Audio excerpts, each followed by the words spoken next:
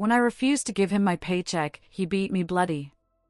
I can still feel the sting of that moment, the way my chest tightened, my skin prickled with fear, and my knees buckled beneath the weight of his fists. I had worked 12-hour shifts for weeks, sweating through long hours on my feet, aching for a small piece of freedom, a little control over my own life.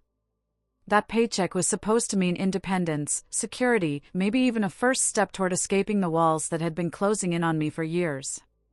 But in my house, money wasn't mine. It wasn't safety. It was power, and he held the reins. The first blow came so fast that my mind barely caught up. 1 second, I was holding onto the envelope with trembling hands, trying to tell myself that this time I would stand firm, that this time I wouldn't fold under his glare. The next second, I was on the floor, my head spinning as the taste of iron flooded my mouth. He didn't stop. His fists landed like thunder, each one louder than the last, until all I could do was curl in on myself, arms around my head, praying for the storm to pass. My mother stood there, her eyes cold, her voice flat. She didn't rush to stop him. She didn't kneel beside me. She just shook her head and said it was family business. Family business. As if the blood on my shirt, the bruises already swelling beneath my skin, and the broken pieces of my spirit were nothing more than household chores. As if pain was part of the job description of being her child. I learned something in that moment, though it would take me years to put it into words. Sometimes the deepest betrayal doesn't come from the hands that strike you, but from the silence of the ones who watch. That night, I lay awake on my bed, my body sore and my face throbbing, replaying the moment over and over again. I had thought the paycheck was mine. I had thought it would mean something. But in that house, nothing was mine. Not my money, not my voice, not even my right to safety. My mother called it family business, but what it really was ownership. They owned me. Or at least, they thought they did. The paycheck incident wasn't the first time he had raised his hand against me. It wasn't even the worst in terms of physical damage. But it was the moment everything changed inside me. Until then, I had been surviving one day at a time, swallowing my anger, telling myself that maybe things would get better if I stayed quiet enough, obedient enough, invisible enough. That paycheck was proof that I could create something of my own, and when I tried to hold on to it, he made sure I understood that in his world, I would never own anything. I grew up believing family was supposed to mean protection, safety, and unconditional love. But in my house, family meant walking on eggshells. It meant calculating the sound of footsteps in the hallway to know whether to brace myself for violence or pretend to be asleep. It meant watching my mother choose him over me again and again, until I stopped expecting her to choose me at all. When I was younger, I used to think she stayed because she was afraid. Maybe he threatened her, maybe she thought leaving would put us in more danger. I used to imagine that behind closed doors she whispered apologies, that maybe deep down she loved me but didn't know how to fight for me. But as I got older, I realized she wasn't trapped the way I was. She chose him. And in choosing him, she chose to abandon me. I started working as soon as I was old enough to hold down a job, partly because I wanted to escape the house, and partly because I needed to feel like I was building something of my own. Every dollar I earned felt like a seed, small but full of potential. I dreamed of saving enough to leave, of finding an apartment where no one could touch me, where silence didn't mean fear, where the walls didn't echo with anger. But every time I came home with money, he demanded it. At first, I gave in because I didn't want the fights. I told myself I'd save next time. But next time always ended the same way. My envelope would land in his hands, my mother would avert her eyes, and I would be left with empty pockets and a heart that ached for freedom. That day, though, the day of the paycheck beating, I refused. Maybe I was tired. Maybe I was desperate. Maybe I had finally realized that handing over my money was the same as handing over my future. I told him no. I told him it was mine. And for that act of rebellion, I paid in blood. The aftermath was more than bruises. It was a silence that stretched across the house, heavy and suffocating. He acted smug, victorious, as if beating me had been a lesson well taught. My mother carried on with her chores, her eyes sliding past me as though I were invisible. And me? I carried my paycheck in my pocket, still crumpled and stained from the fight, a small, battered symbol of defiance. I didn't spend it. I didn't dare. But I kept it, hidden in a drawer under my bed, a reminder that even when I was beaten down, I had tried. That even in the face of violence, I had stood up for myself, if only for a moment. It would take me years to leave that house, years of more beatings, more betrayals, more nights lying awake wondering if life would always feel like a prison. But looking back, I know that paycheck was the spark. It was the first time I realized that survival wasn't enough. I didn't want to just endure. I wanted to break free. And that desire, that quiet, stubborn refusal to give in completely, was what kept me alive. The bruises faded slowly, yellow and purple marks spreading across my skin like a map of all the places his fists had landed. But the ache inside me lasted longer. Every time I moved, every time I caught my reflection in the mirror, I saw not just the damage but the message written in it. I wasn't allowed to own anything, not even myself. I tried to go back to work a few days later, limping slightly, wincing every time I lifted something too heavy. My coworkers noticed. One of them asked if I had fallen down the stairs. I nodded quickly, forcing a laugh, pretending the lie came easily. In truth, I had learned to lie a long time ago.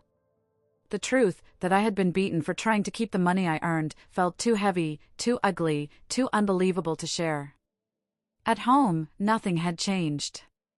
My mother set the table, folded laundry, and talked about bills as if my face wasn't swollen, as if my ribs didn't ache every time I breathed.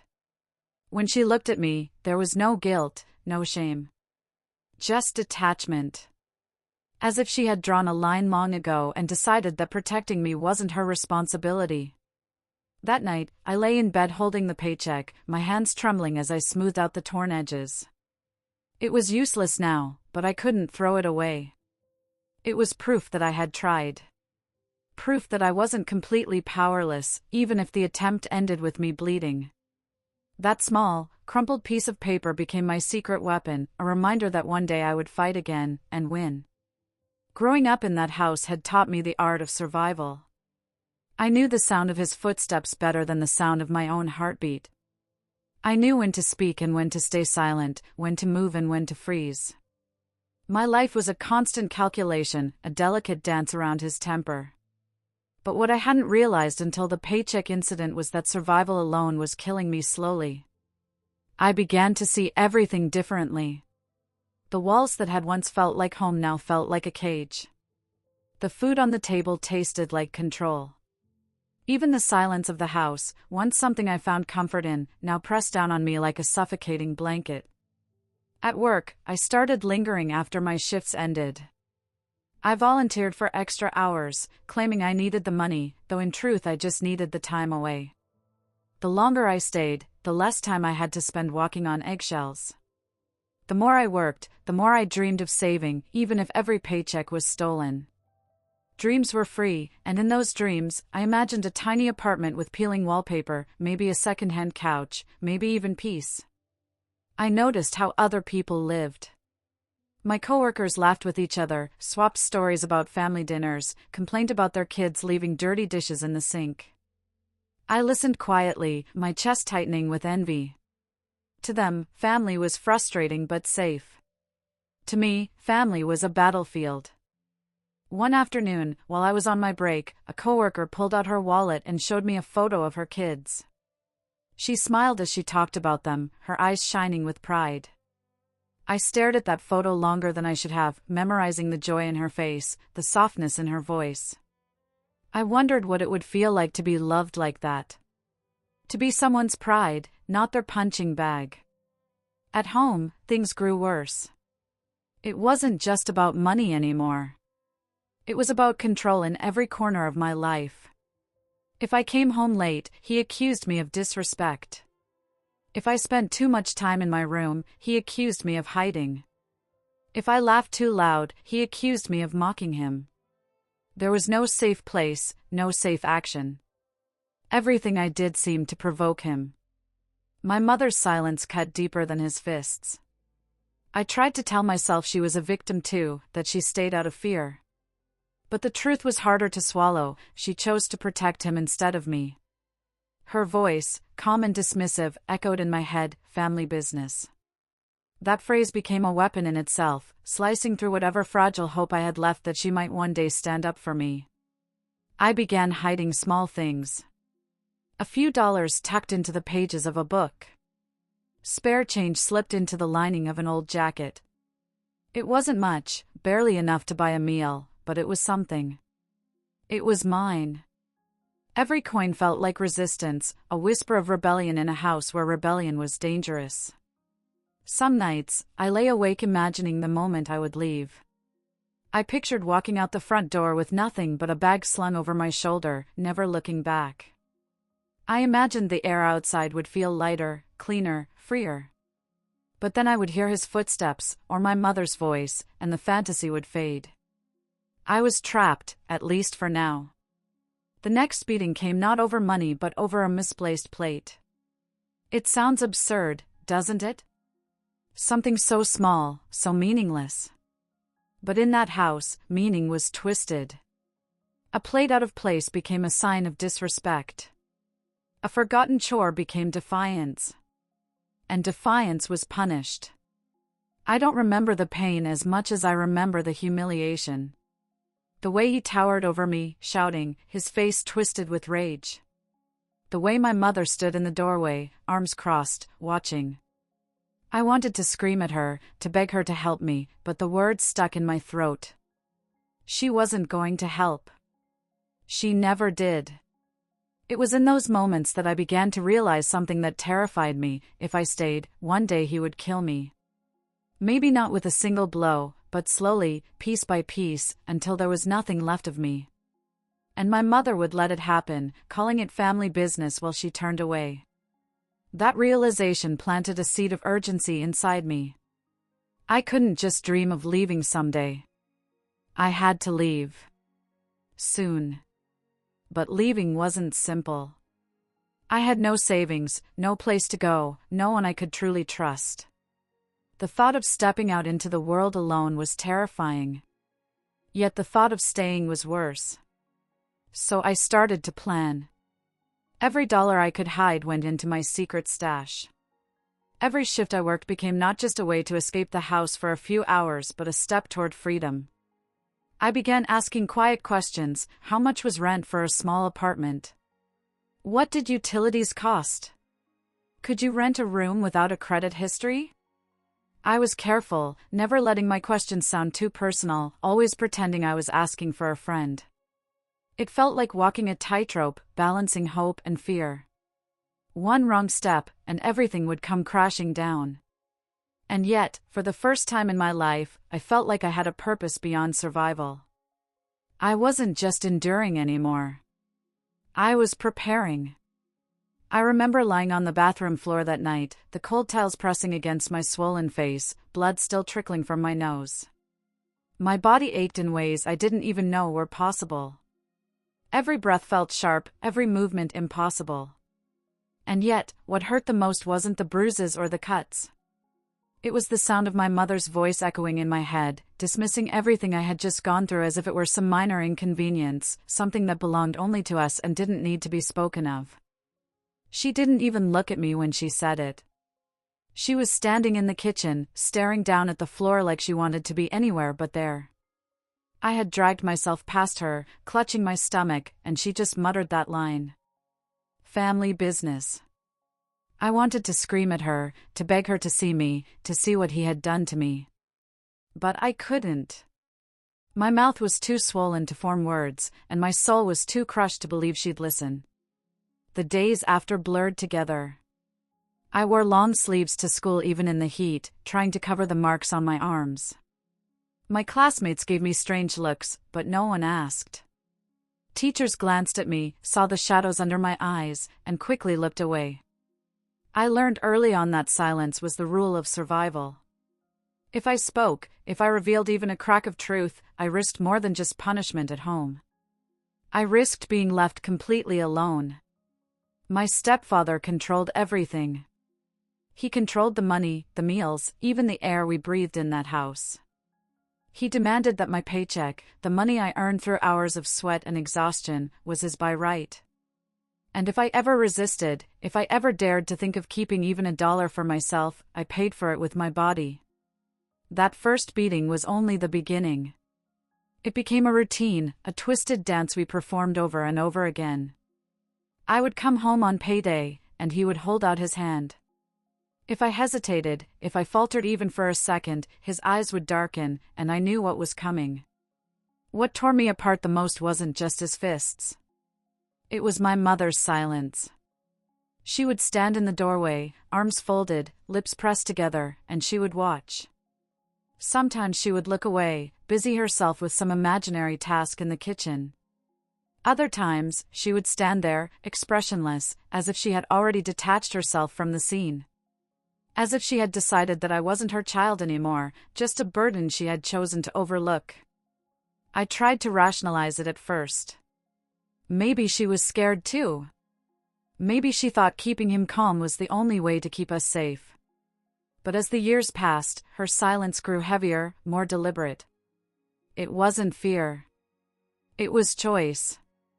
She had chosen him, chosen his control, chosen the twisted comfort of siding with the abuser instead of protecting her own child. There were nights when I lay awake staring at the ceiling, wondering if I was invisible. If I screamed, would anyone hear me? If I disappeared, would anyone even notice? The weight of those thoughts pressed down harder than any fist ever could. I began to believe that maybe I deserved it, that maybe I was the problem. That's the cruelest part of abuse, it convinces you to turn the knife inward, to carve blame into your own skin until you no longer recognize yourself. Still, there were moments, small sparks of rebellion inside me, that kept me from breaking completely. I would hide a few dollars in the lining of my shoes or in the pages of a book he would never touch. I would dream about leaving, about finding a place where no one could tell me my pain didn't matter. Those little acts of defiance were like oxygen. They reminded me that I was still alive, still fighting, even if no one else could see it. The cycle continued for years. Every paycheck became a battle. Every bruise became a secret. And every day, my mother's silence dug a deeper wound than any beating ever could.